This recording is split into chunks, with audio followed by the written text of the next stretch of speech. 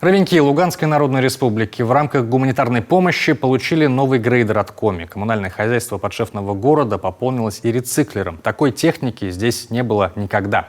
Любовь Лапина передает из Донбасса. Ровеньки – площадка местного коммунального предприятия. Сегодня сюда пригнали новый современный грейдер.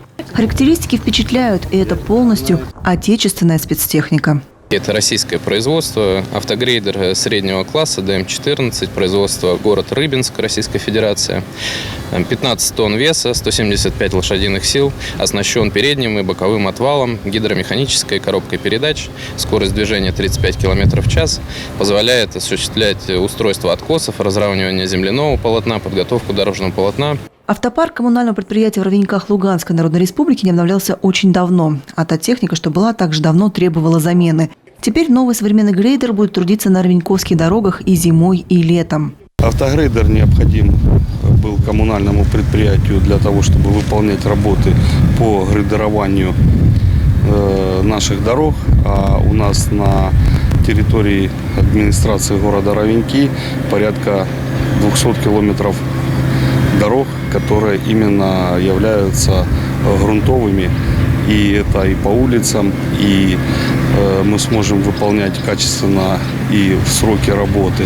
А этой техники в Ровеньках не было никогда. Это рециклер. Он способен перерабатывать асфальтобетонную крошку, превращая ее в новую смесь, которая подходит для укладки асфальтового полотна. По сути, ремонт дорог теперь превращается в безотходное производство. Загружается асфальтобетонная крошка в емкость, подается туда горелкой тепло, нагревается в течение 15 минут, перемешивается с добавлением битумной смеси либо специальной добавки. И на выходе мы получаем сырье, новую асфальтобетонную крошку, которую можно использовать и эффективно применять в ямочном ремонте. Благодаря современной технике ямочный ремонт на дорогах будет выполняться городскими коммунальными службами. Это ускорит и сам процесс ремонта, и сэкономит бюджетные средства. Наше коммунальное предприятие сможет своевременно выполнять ямочный ремонт на дорогах общего пользования на территориальной административной территории. На этом помощь ровенькам от Коми не заканчивается. Сейчас ожидается поставка комбинированной дорожной машины. Также город дополнительно получит еще 2 современных экскаватора.